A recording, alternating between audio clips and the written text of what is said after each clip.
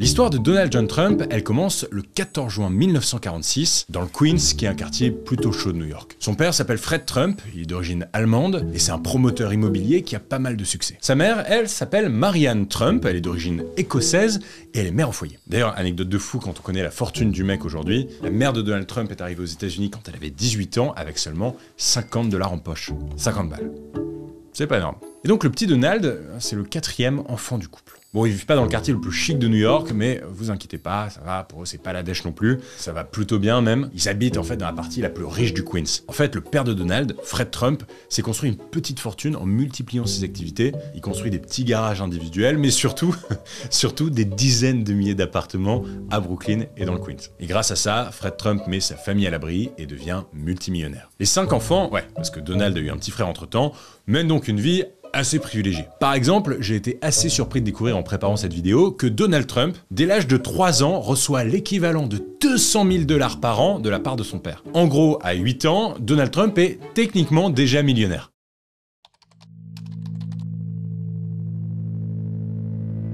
En apparence, la famille Trump, c'est une famille un peu bourgeoise, un peu parfaite. Donald grandit dans une baraque qui ressemble à un manoir à colonnes blanches avec 23 pièces. A priori, tout va bien, mais il y a un souci. Donald, c'est un gamin hyper colérique, super turbulent et méga indiscipliné. Mais ça fait un peu tâche, parce que les parents Trump, ils ont envie de s'élever dans cette société américaine, et il n'est pas question que Donald, ça devienne un sale gosse. Alors qu'il a que 13 ans, Donald Trump est envoyé dans un pensionnat à l'Académie militaire de New York. Là-bas, ça déconne pas, ça devrait le calmer. Et en vrai, ça fonctionne.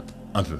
Donald entre progressivement dans le droit chemin. Regardez-moi cette tête de jeune américain serviable. 5 ans après, Donald a 18 ans, il vient de terminer son lycée, et il intègre une université, l'université de Fordham, à New York, pour 2 ans. Puis, il réussit à intégrer la prestigieuse université de Pennsylvanie, UPenn, où il obtient un diplôme de sciences économiques. En fait, contrairement à tous ses camarades de promo, Donald n'a pas vraiment besoin de se poser la question de qu'est-ce que je vais faire après l'université. Son avenir, à lui, est quelque part déjà un peu tracé. Il compte reprendre l'entreprise immobilière de son père qui cartonne déjà, dans une certaine mesure, la développer et devenir riche. Tout simplement. Et puis son père, Fred Trump, en vrai, il l'encourage à faire ça. Pendant ses études, Donald va déjà commencer à l'assister dans ses activités et ainsi mettre un premier pied dans le monde des affaires. Après, faut bien que vous cerniez l'époque. On est dans les années 70 aux États-Unis. La location de logement est un business plutôt rentable. Il y a un truc qui fait boom, c'est la classe moyenne. Et les résidences pour ces Américains de la classe moyenne fleurissent un peu partout dans le pays. Le business marche bien. En revanche, père et fils Trump ont des méthodes très discutables. En 1973, ils sont accusés d'avoir discriminé des familles noires dans la sélection de leurs locataires. Certains proches de leur famille révèlent d'ailleurs aujourd'hui que, bon, à l'époque, la misogynie et le racisme faisaient partie du décor. Donald a tout appris avec son père. Et donc à 25 ans, il se lance officiellement dans les activités immobilières. Notamment grâce à un petit prêt, c'est Donald Trump qui le dit, de son papa, d'1 million de $. C'est aussi important de vous dire que c'est 1 million de $ à l'époque. Aujourd'hui, ça représenterait à peu près 5-6 millions de $. Bon, bref, je disais, un petit prêt pour démarrer. And you know, I talk about it. It's not been easy for me. It has not been easy for me. And you know, I started off in Brooklyn. My father gave me a small loan of $1 million. I came into Manhattan. And I had to pay him back, and I had to pay him back with interest. D'ailleurs, en 2018, le New York Times publiera une enquête dans laquelle on apprendra que Donald Trump, depuis sa naissance, aurait touché 413 millions de $. Et pourquoi je vous dis ça? Ça n'enlève, soyons très clairs, absolument rien à l'incroyable sens des affaires de Donald Trump. Mais le mythe, le récit, le fantasme américain selon lequel Donald Trump serait parti de rien, il est clairement à nuancer. En reprenant la boîte immobilière de son père, Donald Trump baptise la société la Trump Organization. À travers elle, Donald, presque 30 ans, gère beaucoup de placements immobiliers, comme par exemple les travaux du Grand Hyatt Hotel ou encore la patinoire de Central Park à New York. Trump génère beaucoup d'oseille et c'est à peu près à cette période, le début des années 80, qui va faire construire un bâtiment en plein New York dont vous avez très certainement déjà entendu parler, la Trump Tower, en plein cœur de Manhattan, qui va servir de siège social à la Trump Organization et aussi, accessoirement, de logement à Donald et ses proches. C'est très doré. On est en 1976 et Donald Trump tombe sous le charme d'une mannequin tchèque, Ivana Zelníková. Les deux tourtereaux sont in love et très vite, ils se marient. Et elle, c'est une businesswoman. Elle s'investit personnellement dans les affaires de son mari et devient rapidement son associé, sa partenaire de business et la mère de son premier enfant. On est aux US, l'enfant s'appellera Donald Jr. Trump. Après lui naîtront Ivanka en 81 et Eric en 84. Côté business, Donald Trump diversifie à fond ses activités. Il investit dans le sport en achetant par exemple une équipe de football football américain ou dans des terrains de golf, lui qui adore le golf, à Miami ou en Écosse. Son business cartonne et à ce moment-là, au début des années 80, sa fortune est estimée à 200 millions de dollars. Bon, vous commencez un peu à capter le personnage. Donald Trump, c'est le cliché des hommes d'affaires américains à la fin du siècle dernier. Et il kiffe jouer avec cette image. Autre truc marrant, il investit beaucoup de cash dans le catch. Il est au premier rang pour assister au combat de la ligue américaine WWE Raw. On revient au début des années 90 où Trump est un fonceur. Mais voilà,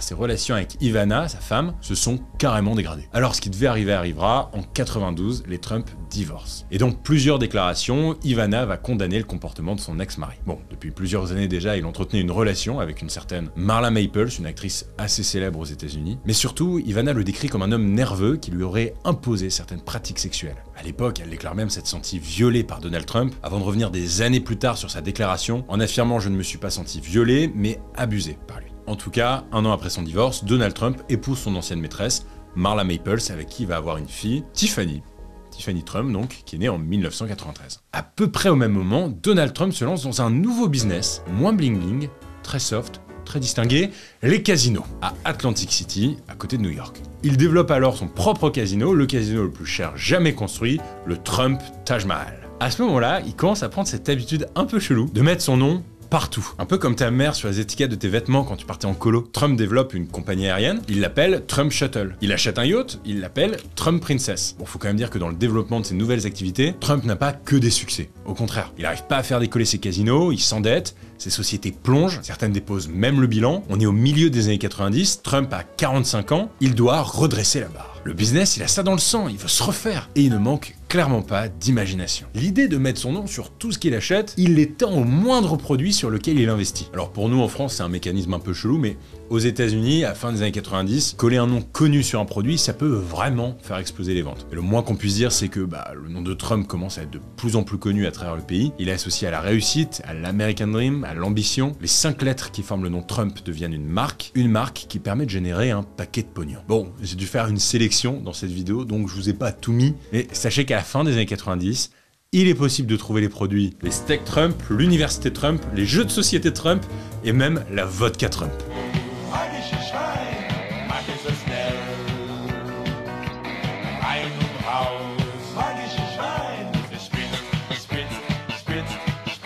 Toujours fin des années 90, Trump a 50 ans, et vous connaissez maintenant Donald, c'est un mec distingué, chic. Il se dit que ce serait quand même cool pour son image d'être entouré de plein de jolies femmes. Alors il rachète tout simplement le concours Miss Univers. Et pour tout vous dire, il va carrément en rester 20 ans le propriétaire. Assez vite en revanche, il est accusé de comportement inapproprié, voire même d'agression. En 2016 par exemple, une ancienne Miss Finlande accuse Donald Trump de lui avoir agrippé les fesses 10 ans auparavant.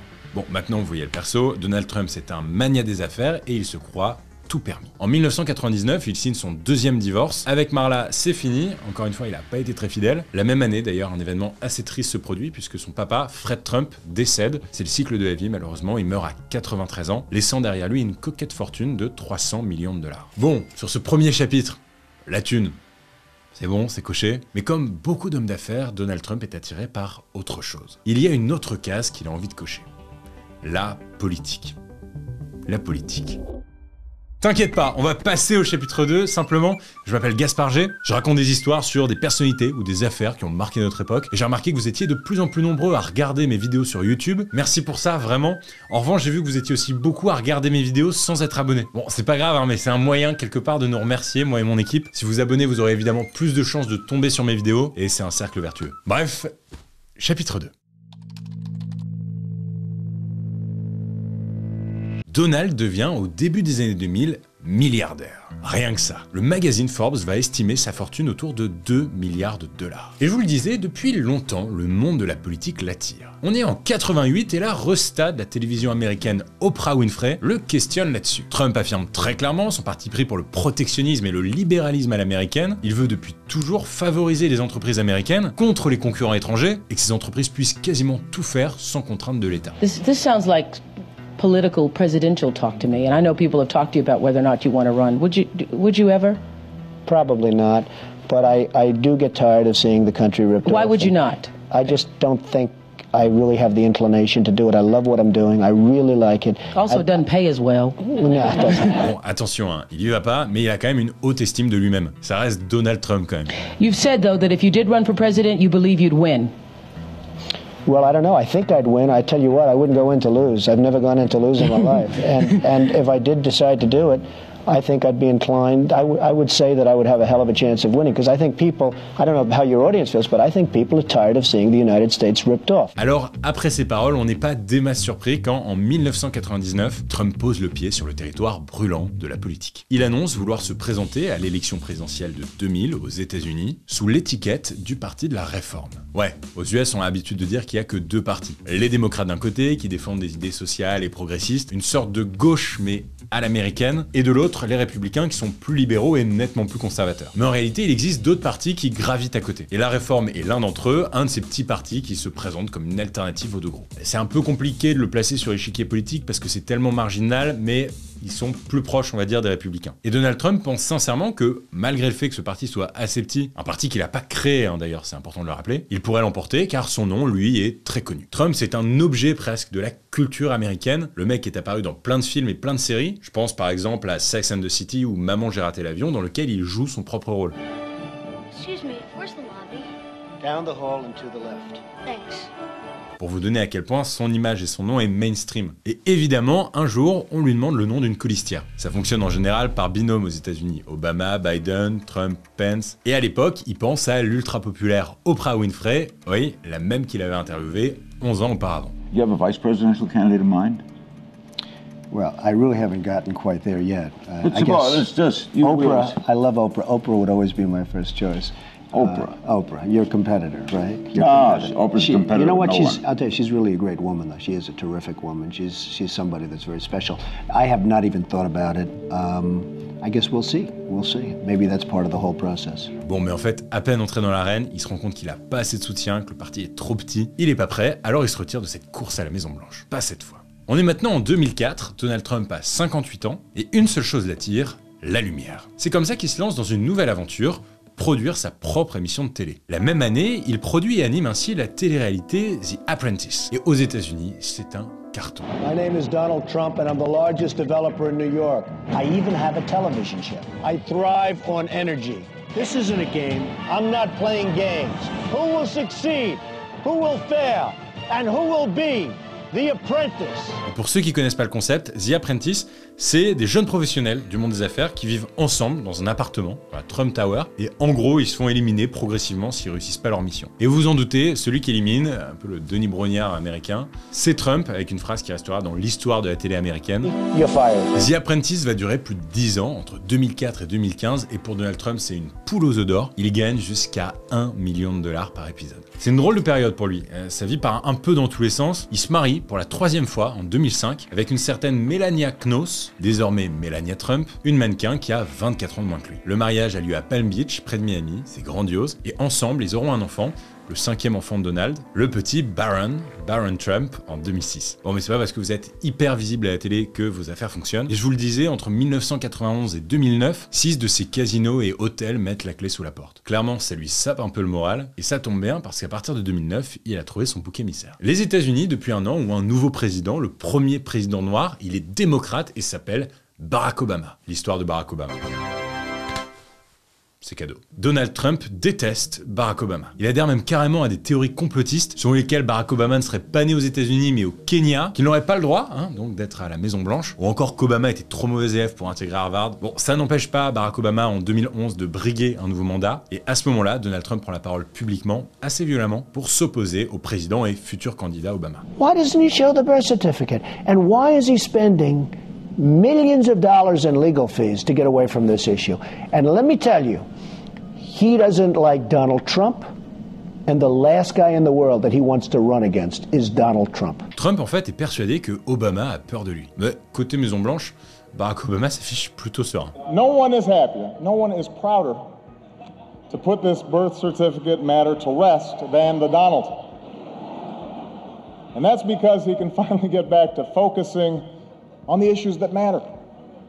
Like, did we fake the moon landing? Bon, pas de bol pour Donald, mais Barack est réélu. En revanche, en 2016, ça y est, Obama ne peut plus se présenter. Là oui, aux États-Unis, c'est 2 mandats de 4 ans, et ciao. La concurrence est moins rude que ces 8 dernières années. Il sent que son heure est arrivée, il y va, il fonce, direction la Maison-Blanche.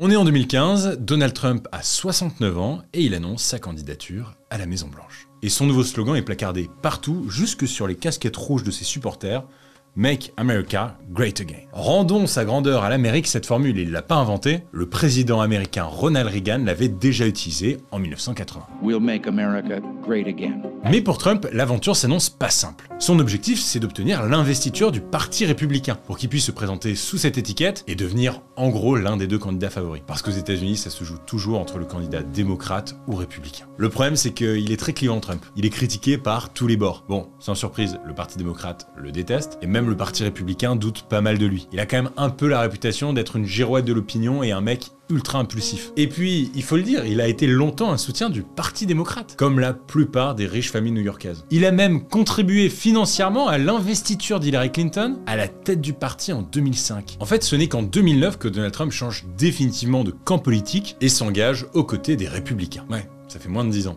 Donc forcément, sa fidélité politique est un peu questionnée. De même que ses compétences, en fait. Il a aucune expérience politique. Alors, en toute logique, tous les sondages l'annoncent perdant de cette primaire des Républicains. Et pour ceux qui ont séché mes vidéos en 2022, je vous rappelle juste qu'une primaire a pour but de désigner au sein d'un parti un candidat pour une élection présidentielle. Trump va jouer toute cette campagne des primaires sur une carte, sa meilleure carte, la polémique. C'est pas qu'il dérape, le mec il drift. Sur Twitter notamment, où il va commencer à insulter tout le monde. Il y a un truc qui va se dessiner progressivement dans ses prises de position, ses discours, etc. Donald Trump affirme qu'il faut refuser l'entrée sur le territoire américain aux musulmans après la fusillade de San Bernardino près de Los Angeles qui avait fait 14 morts en décembre 2015.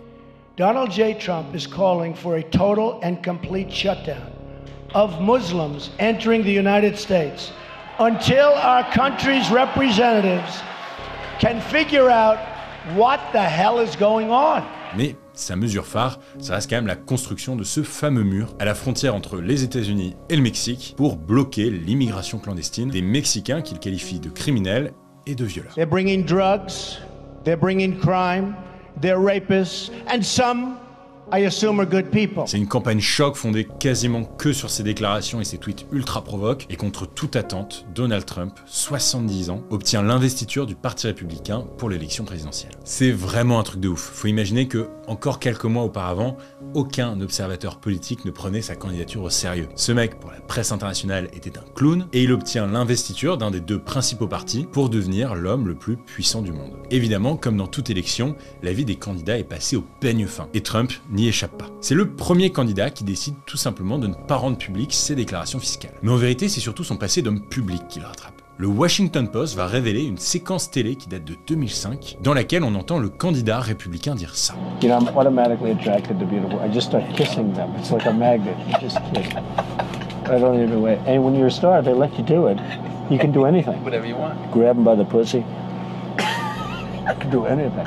Donald Trump fait une campagne présidentielle hyper intense face à la candidate démocrate Hillary Clinton, la femme de Bill Clinton, l'ancien président américain, mais surtout celle dont il a financé la campagne en 2005. Cette campagne était violente, même vulgaire. Les débats entre les 2 candidats, c'était un drôle de truc. I don't know Putin. He said nice things about me. If we got along well, that would be good. Well, that's because he'd rather have a puppet as president of the United States. No puppet. And it's pretty clear. You're the puppet. She's been proven to be a liar on so many different ways. This is just another lie. Excuse me.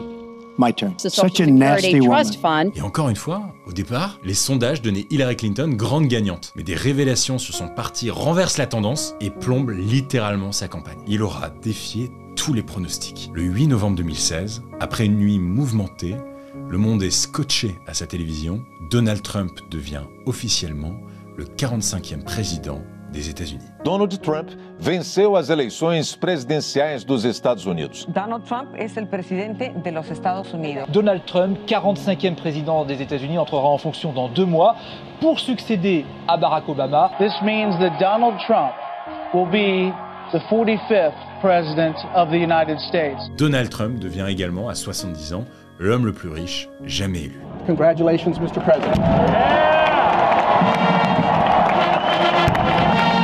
À peine investi, il fait un move intelligent. Il annonce qu'il renonce à son salaire de président, environ 400 000 $ par an. Il percevra uniquement $1 symbolique de salaire. Bon, c'est cool, c'est symbolique, c'est sûr. En revanche, le New York Times publie un jour une bombe. Donald Trump n'aurait payé que 750 $ d'impôts sur le revenu 2 années de suite, en 2016 et en 2017, s'il conteste. 750 $. Alors bon, vous connaissez la série et le but c'est pas de faire un résumé de son mandat, mais Trump est hyper controversé sur son bilan. Alors il est salué pour ses victoires concernant la réindustrialisation du territoire américain. Il est aussi reconnu comme étant le président américain qui a réussi à atteindre le taux de chômage le plus bas depuis 50 ans. Bref, économiquement, sous Trump, le pays se porte bien. Mais socialement, pour beaucoup, c'est une catastrophe. Déjà, dès le mois de janvier 2017, des manifestations féministes sont organisées pour protester contre son élection. La plus célèbre est sans doute la Marche des femmes à Washington DC, qui rassemble plusieurs centaines de milliers de personnes. La même année, Donald Trump respecte sa promesse de campagne et sort les États-Unis de l'accord de Paris pour le climat. En gros, il refuse de s'aligner sur les efforts entamés par plus de 200 pays pour limiter le réchauffement climatique. Et fin 2020, il nomme à la Cour suprême une juge très conservatrice et anti-avortement. La Cour suprême, pour vous dire, c'est la plus haute instance judiciaire des États-Unis. C'est celle qui valide ou pas les lois et les traités décidés par les États. La majorité de ces 9 juge est donc désormais très conservateur, très à droite, et le résultat c'est qu'aujourd'hui aux États-Unis, comme ces juges sont nommés à vie et ont un pouvoir central, le droit à l'avortement est menacé dans plein d'États. Sur le plan personnel, on reproche également à Trump d'avoir embauché des membres de sa famille pour travailler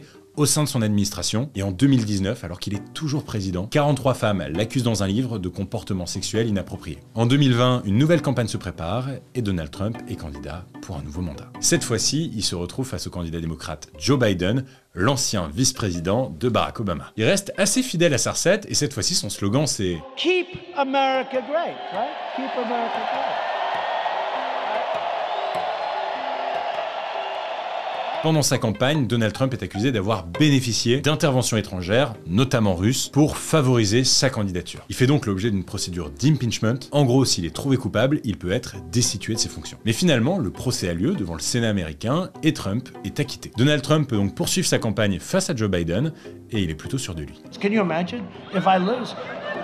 I will have lost to the worst candidate in the history of presidential politics. If I lose, what do I do? Mais le 3 novembre 2020, après des jours de suspense, on s'en souvient de cette élection, c'était il y a pas longtemps, les États-Unis choisissent Joe Biden comme leur 46e président. Il a 77 ans, il est vieux, fatigué, pas particulièrement populaire. Pour beaucoup, c'est un vote anti-Trump, mais lui n'y croit pas. Donald Trump remet en question le scrutin. On est en pleine pandémie du Covid-19 et beaucoup de votes ont lieu par correspondance. Pour lui, il y a clairement une fraude. Il assure même sur Twitter qu'il a gagné cette élection. Alors le 6 janvier 2021, Donald Trump, qui est encore à la Maison-Blanche, le temps que les résultats soient validés, organise un grand rassemblement pour protester contre le résultat. En fait, Trump prononce un discours dans lequel il appelle ses soutiens à marcher vers le Capitole, le bâtiment dans lequel siège le Congrès, c'est-à-dire le Sénat et la Chambre des représentants, qui est l'équivalent de notre Assemblée nationale. Il est 14h et une scène surréaliste se produit. Des centaines de personnes envahissent le Capitole, là où le résultat de l'élection est en train d'être validé.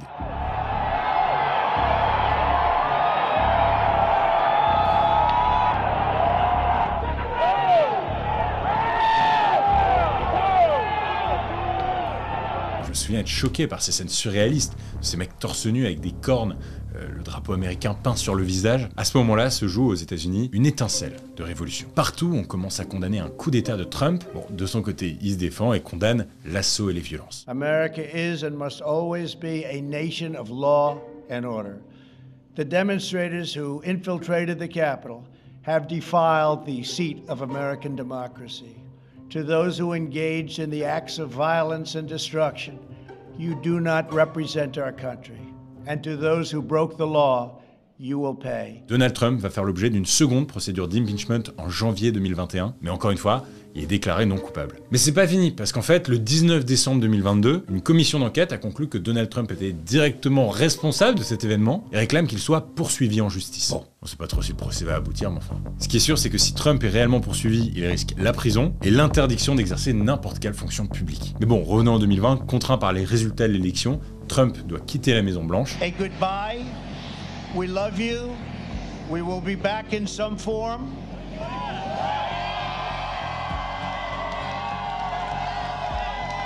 Pour l'anecdote, Donald Trump a tellement les boules d'avoir perdu qu'il va pas assister à la prestation de serment de son successeur Joe Biden, et c'était pas arrivé depuis le 19e siècle. Et quelques temps après, Donald Trump perd son joujou, son outil favori, puisque Twitter clôture son compte, suivi par 88 millions de personnes. Pour l'oiseau bleu, il faut éviter toute incitation à la violence. Alors comment on fait quand on est banni de son réseau social préféré et qu'on est multimilliardaire? Bah on crée le sien. Quelle question? Évidemment. C'est comme ça que Truth Social, le réseau social, le Twitter de Donald Trump, est né. L'objectif du réseau est clair, lutter contre la tyrannie et la censure des GAFA. Mais il y a quelques mois, le 19 novembre 2022, le nouveau patron et propriétaire de Twitter, Elon Musk, réalise un sondage intitulé « Faut-il réintégrer l'ancien président Trump ?» On peut pas plus démocratique, j'imagine, comme manière de procéder. Et près de 52% des utilisateurs répondent positivement à la question. Et comme par magie, The Real Donald Trump est de retour sur Twitter. Bon, Trump, je crois qu'il s'en fout parce qu'il a pas posté de tweet depuis. En fait, j'aimerais vous dire que c'est fini. Mais c'est pas le cas. Pour la première fois dans l'Histoire 2, je vous ai raconté l'histoire d'un personnage politique où sa carrière ne semble pas totalement derrière lui. Le 15 novembre 2022, il y a 2 mois, au moment où j'enregistre cette vidéo, Donald Trump prononce un discours depuis sa maison de Floride, dans lequel il annonce sa candidature pour l'élection de 2024. Ladies and gentlemen, distinguished guests, and my fellow citizens, America's comeback starts right now. L'histoire de Donald Trump, c'est l'histoire de tous les excès de l'Amérique. L'argent, la fête, la consommation, la provocation. L'histoire de Donald Trump, c'est l'histoire d'un garçon turbulent, ambitieux, infatigable, né prince et devenu roi des affaires, avec un style bien à lui. L'histoire de Donald Trump, c'est l'histoire d'un homme que rien ne prédestinait à la fonction suprême, parvenu à gagner la ferveur du peuple pour devenir l'un des hommes, si ce n'est l'homme, le plus puissant du monde. C'était l'histoire de Donald Trump. Pour le moment. C'était Gaspard G, merci d'avoir suivi cette vidéo. Merci à toute mon équipe qui a travaillé sur cet épisode. J'ai trouvé la vie de Donald Trump passionnante, j'espère que ça vous a fait kiffer et que vous avez appris des trucs. Je vous recommande d'ailleurs l'histoire de Barack Obama, qui est un peu dans le même genre, ou bien l'affaire MeToo, un épisode passionnant que je viens de sortir qui a eu un peu moins de succès que les autres. Alors je vous raconte les coulisses de l'enquête de 2 journalistes du New York Times. Allez voir ça, je prends évidemment toutes vos recommandations de sujets dans les commentaires. L'Histoire 2, c'est un dimanche sur 2, alors à dimanche dans 2 semaines. Salut! Je sais pas ce que je vais faire de cette casquette.